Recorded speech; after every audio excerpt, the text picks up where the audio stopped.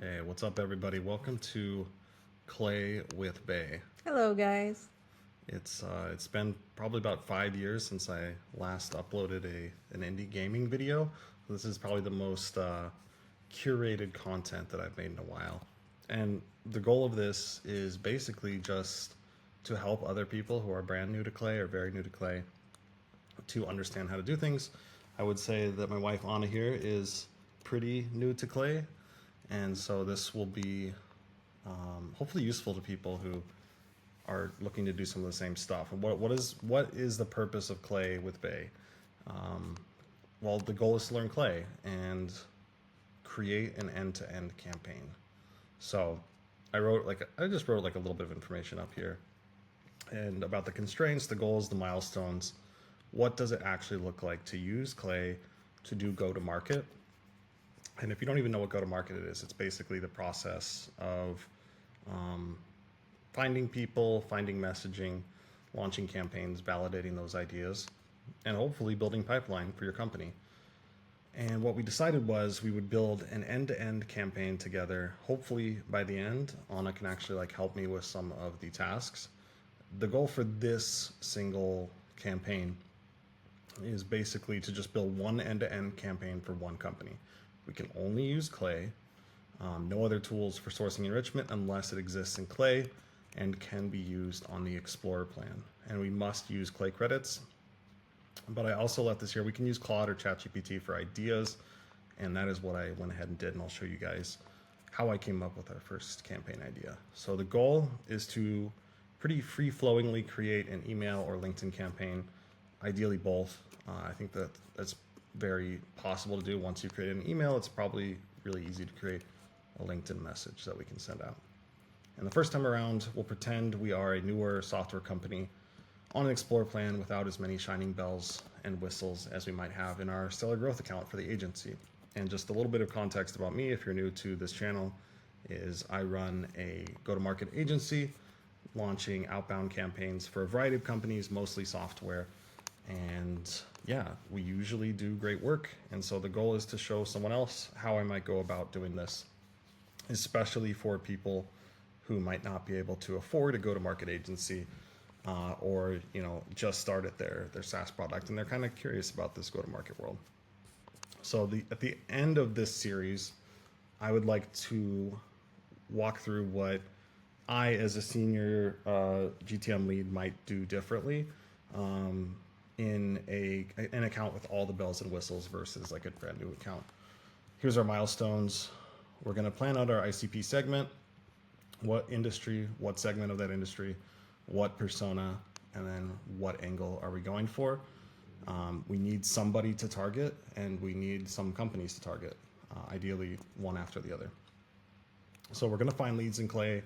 We're going to organize people and company table according to a checklist that I'll show you guys that I'll probably give out. It's not super useful unless you're running an agency, but it does have some guidelines for like how to avoid disasters in Clay, which we will also go over pretty early. We will qualify those companies in Clay. We'll find people from those companies. We will qualify the people, almost certainly going to be necessary to do. We'll do some research and prompting. We'll generate an email message. We'll generate a LinkedIn. And then we will go over the final campaign checklist as if we were going to launch this campaign, which includes QA, spam check, etc. And then a little fun thing that I might have for you guys at home to play along with is like a Clay bingo sheet, which is just going to be a list of like 16 or 25 things that if you see us do in Clay or talk about, you can check off your bingo list. Maybe we'll have a prize for the first person with a completed bingo sheet. More details on that later. So I was looking through which company or which fantasy company do we create a campaign for, and I picked Clio or Practice Panther, basically tools for law firms, because I think it's possible to do this in Clay. There are some, like if we were going after a software company that targeted local businesses, you can only use the tools in Clay to do that, but I think it's way less efficient. So I realized that law firms that are big enough to have 3, 4, 5 attorneys are probably going to be findable with clay. But one thing that I wanted to say about these early videos is there might be some pivots. Often I'll dream up a campaign idea and I'll get halfway through it and I'll realize actually the thing that we're hoping to do is not possible. And so that's why we try to do an MVP, a minimum viable product, for actual production of the campaign. We don't want to spend 5 or 10 hours, have to turn back and realize what we're not doing is, or what we're doing is not possible. That does happen sometimes. What I often see is we'll have a perfect campaign idea, and then we will realize that 1 or 2 components of it are not possible to do, and so we have to simplify it. At the end of the day, the most simple campaign that we can send will still be good enough, which is just a targeted segment with messaging that we get from the website of the client. And that's fine. We don't have to do any crazy personalization. In fact, I'd like to avoid crazy personalization or crazy things that the average GTM engineer doesn't do on a daily basis, or what a junior GTME would do on a daily basis, because it is really easy to overcomplicate things. So I went through Claude and went through some ideas. All I really plugged in was what would be a good vertical software company to run an end-to-end campaign clay trial thing on. And so we're going to go into our clay account here, and I'm going to pause hopefully frequently to show you guys why I'm doing what I'm doing. Anna over here is going to ask questions, and then hopefully that gives you guys enough context to start your own clay campaign. The reason I thought this would be a good idea is because there are probably a lot of people adopting clay every day. And there's a ton of content out there for experts. There's a ton of content out there for people with medium expertise. There's not a lot of content that's not on the clay website for complete beginners. That's easy to find. So hopefully if you find this content, find it useful, let me know in the comments, or of course subscribe, leave a like if you like more content like this. I'll of course be doing more advanced ideas. So goal for today hopefully is just find some companies using Clay's default find companies feature, and then we'll go from there. I'm imagining this will take like 10 episodes. So if you've stuck with us this far in, I really appreciate it. But I will also have hopefully some like timelines in the description or in the video so that you can click ahead if you already know how to do specific things. So we created a folder in Clay, and now we need to create our first workbook here. Now I'm so old that I remember when Clay just had single tables that you could start. I think now the only option is to have workbooks, which is fine. Don't get confused. A workbook is just a place for your spreadsheets to live. At the end of the day, Clay is just a spreadsheet that lets you run queries and validate data on many rows at once, rather than doing it one by one. A workbook has more than one table? A workbook can have more than one table. Okay.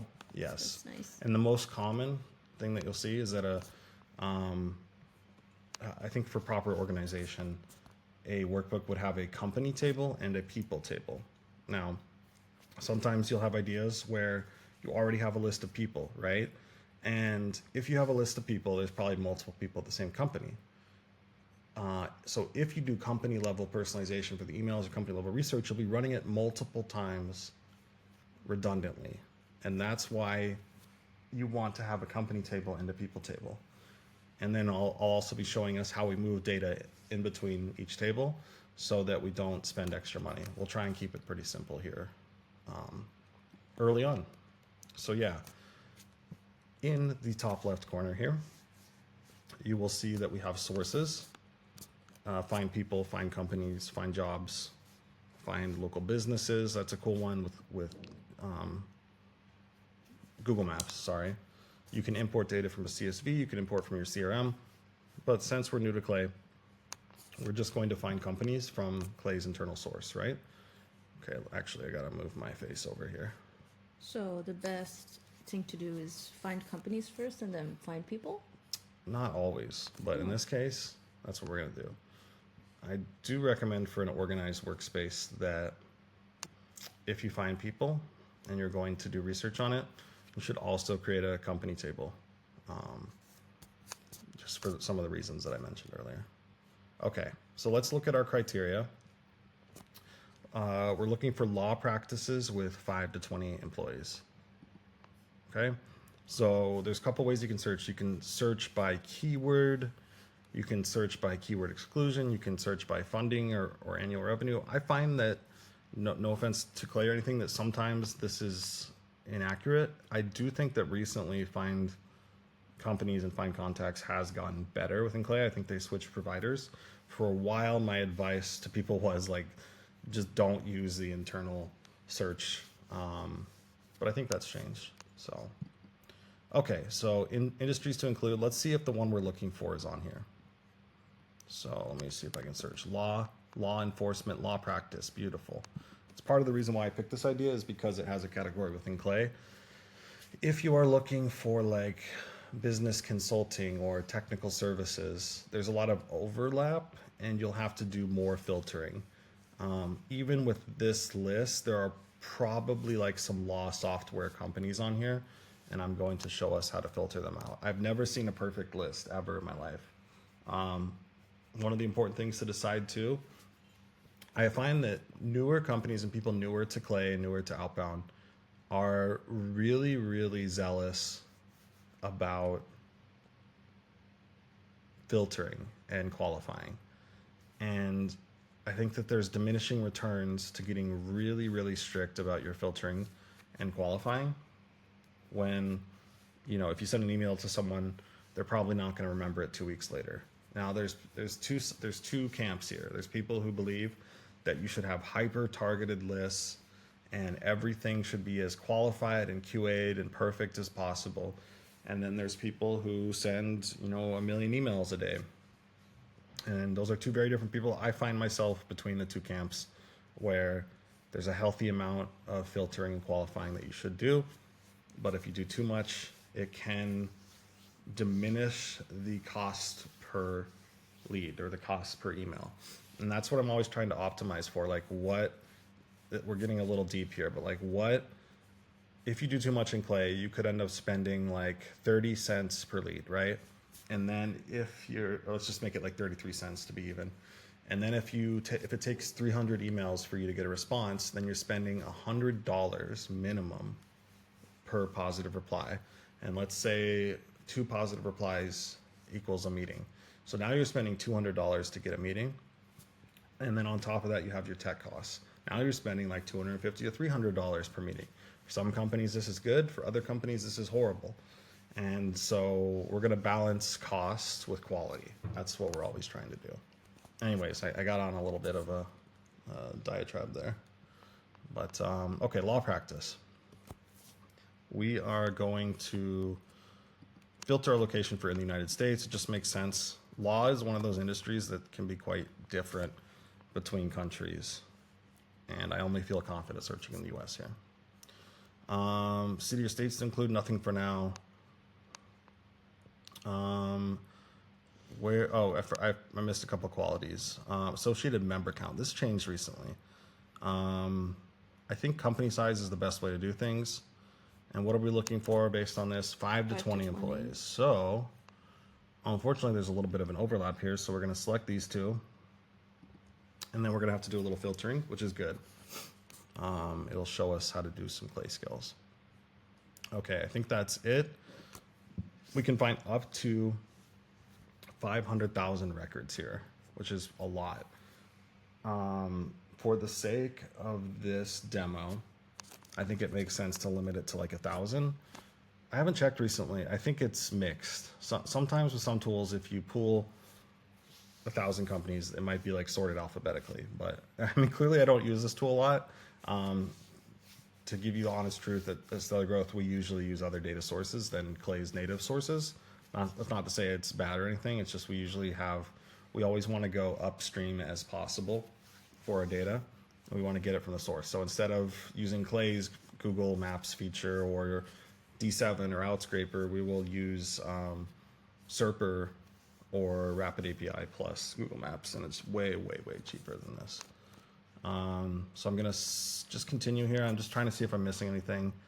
I think that I don't want the revenue data. I don't want the funding I don't want any of this data. I just want to pull companies in and then mold that clay into something that we can use. So let's import it into a new table. 1,000 companies to work on should be a nice little sample for us. Okay, what I like to do then is rename some of this stuff. Your clay workflows can get really messy.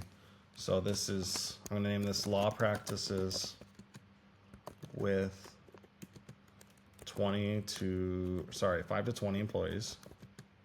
20 employees, and then I'm going to put the date 11/24/25. Okay. And then we might change that name later. Let me just grab it because I'm going to put the same thing for the table. For now, the workbook is the same thing as the table, so I wouldn't get too worried as long as you have. And what I would do here is I would also put the client because things get quite messy.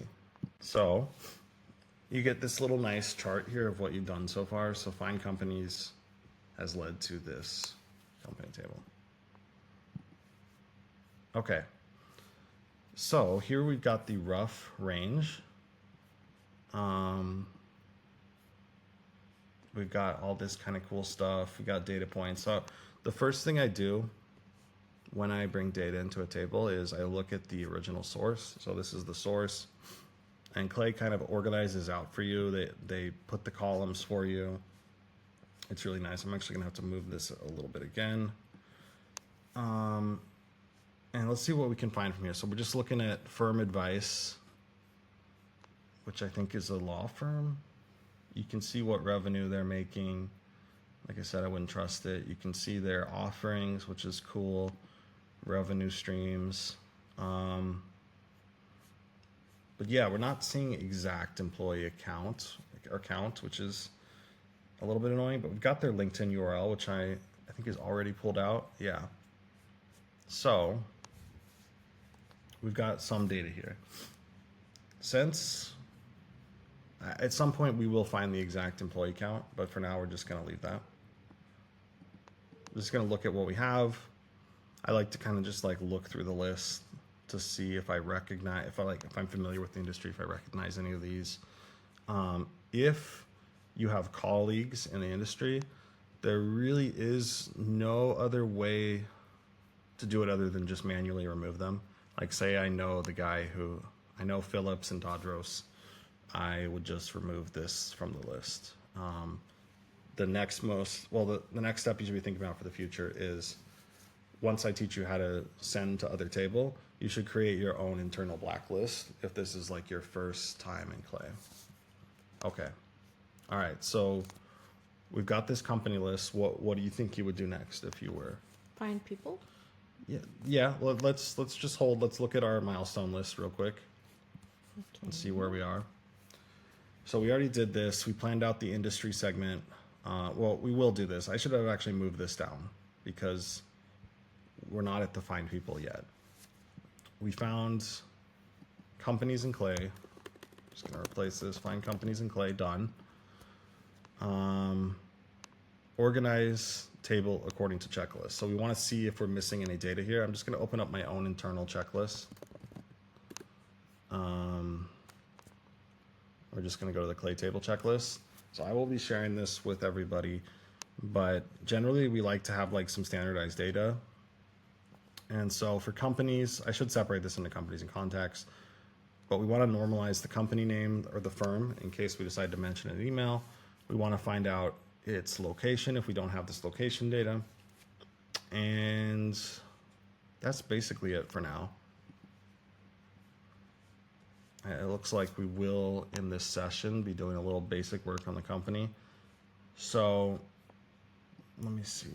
Did this spend credits? That's one thing I want to look at. Did this spend credits? I don't think it does. You can check and see.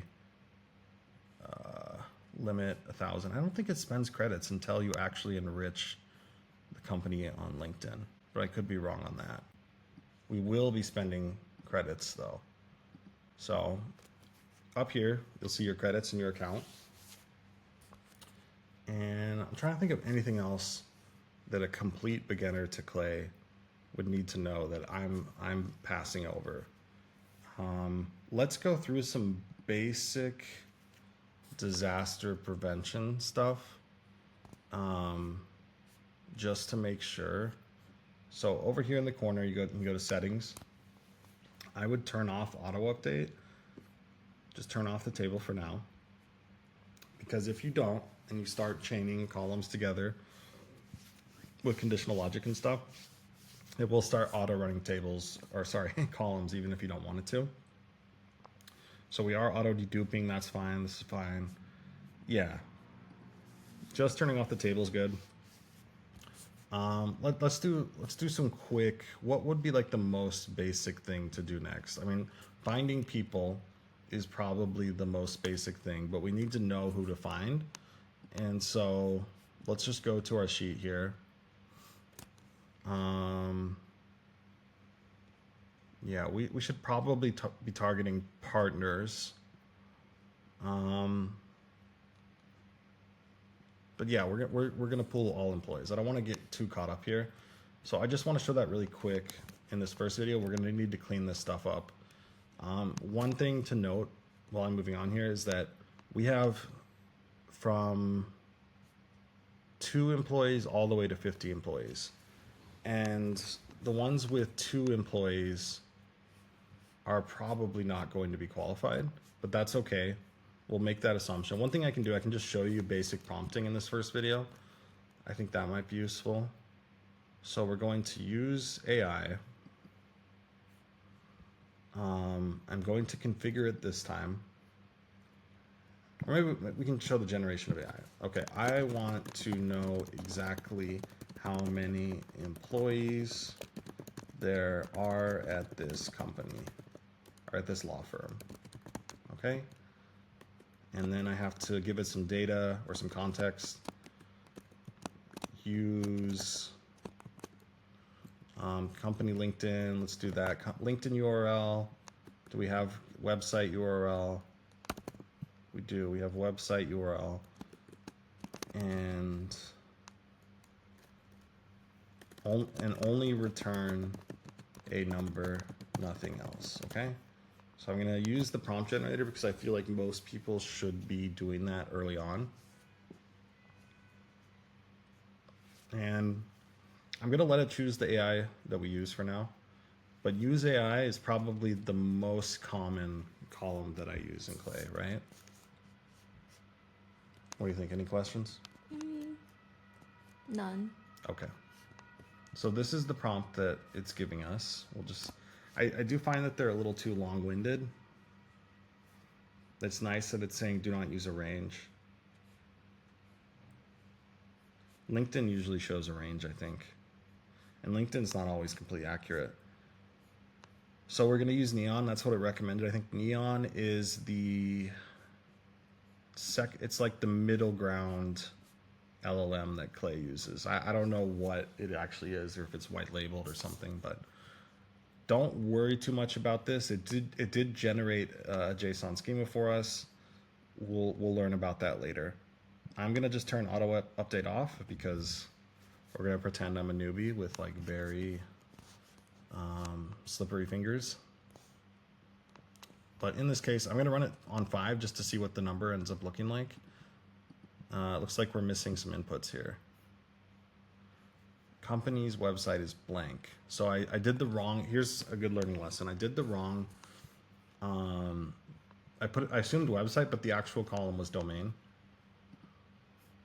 I guess I did not know that. Domain. This is the one. Now, that's why we should probably use different naming conventions that you always know are correct. Okay, so let me just make sure everything's good. All right, I'm gonna rename this to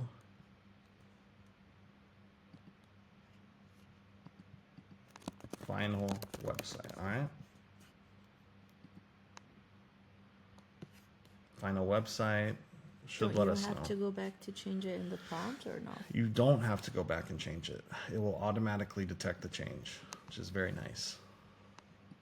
I thought about that a couple times too. That's a smart question. Thank you. I'm probably going to let's make sure we can find some people to end this episode, and then we'll organize them in the next one. I know we're going a little slow here, but hopefully, No, this is beginner friendly. yeah. This is very nice. So we what have we accomplished? We created our first AI prompt, and then now we are going to find people. Okay, while that's running, we're going to wait to see what it says. We're going to assume that all the companies are qualified for the moment. That is a big assumption. You should not assume that for your own list. Because you guys remember I said 5 to 20 employees, not 2 to 50. Okay, so I'm going to enrichments. I'm going to view all enrichments to see what we got. And I'm going to do find people. I'm going to search for find people. This is a waterfall. I want to use the Clay Native one. So it's actually very confusingly find contacts. I really think they should designate them better. Save results in a new table. Yes. It's always better to put them in a new It table? is. I just wanted to make it easiest for people to understand what we're doing. So we put in a new table. I could just write them to another table later. We'll figure it out. This is the simplest way to do it, I think. When it does get confusing is when you need to learn like database logic, where like, how do I want to transfer data from one table to another? We're just going to skip over that lightly for this episode. And so I'm just going to go for seniority. I'm going to go for partner. I'm going to go for owner. And we're just going to make it that simple. We want partners or owners. And that's pretty much it. That's going to give us 2,000 results. We're definitely going to have to filter through it, but that's okay. Past experience, exclude, limit results. We're not going to limit results for now, but something important to keep in mind is this is going to cost us 2,674 credits. That's a lot of credits for a small company. So I'm just gonna. I wish you could limit it to find one person per company. Like that would be so smart. I don't know why it does that. Oh, limit per company 1. Wait, that's only 50 people. Excuse me. Limit per company. That's fine. Obviously, if you were doing this, you would not want to be missing out on people. But I don't want to spend too many credits here. So import to new table. 1 person per table. Hopefully that should result in as close to 1,000 as possible. I also think it's just good practice if you're new to cold email to not blast too many people at the same company. This is going to take a sec to finish. Hopefully, did I make it clear how I showed the find people? I think I did. Yeah. Okay, I'm just making sure I'm doing a good job here. Gotta stop me if I'm not. So this resulted in 1 person. It looks like it is finding 1 person at each company. Not at 64% of the companies, it looks like. Yeah, it looks like it did not find everyone at every company. So that's a little unfortunate, but expected, right? I think that at the end of this, maybe next episode, I'll show people how they can recover some of the people that you can find. But as you guys can see, we're pretty close to finishing the people here. Not close to manipulating that well. We need to double check and make sure. Let's just like look through the list here of people at these law firms. And this isn't my niche, so I'm just gonna have to assume that this is accurate. It looks pretty good though. Like accounting and operations director. This isn't really what we asked for.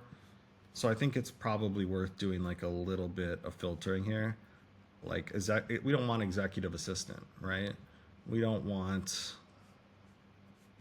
what else do we don't want? Most of these are good though. Most of these are good. But for the sake of teaching and like most of you doing your own clay tables will probably have messier lists. So we're going to do a little filtering in the next episode.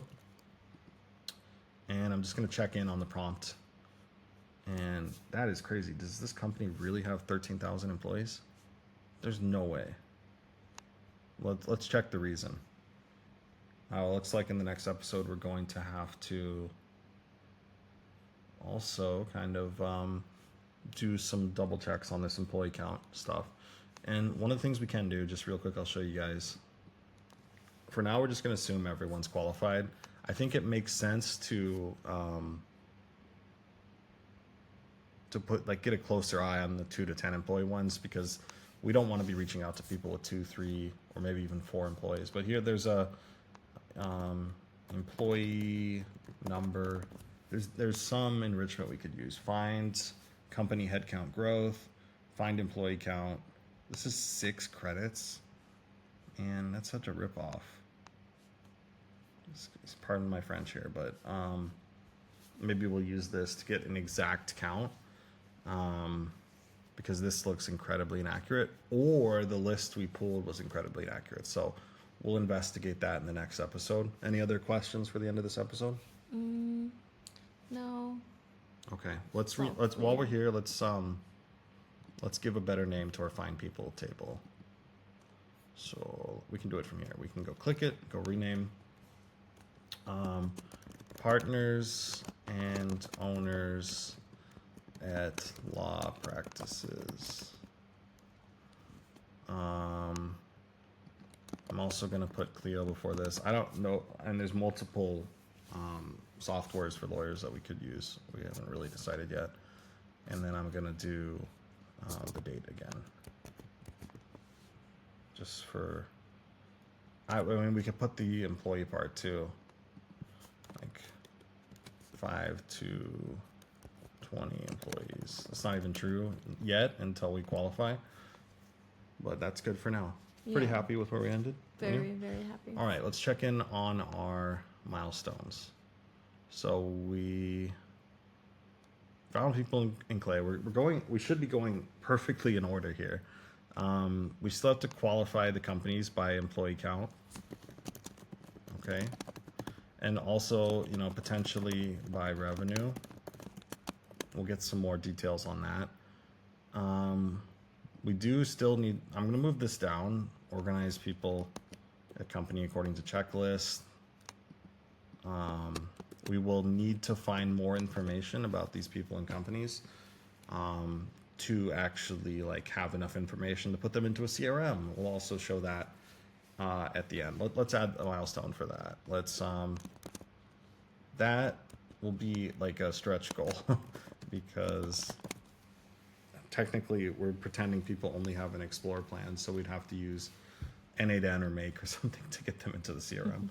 But I'm happy for now. All right, we'll see you in the next episode, guys. Bye, guys.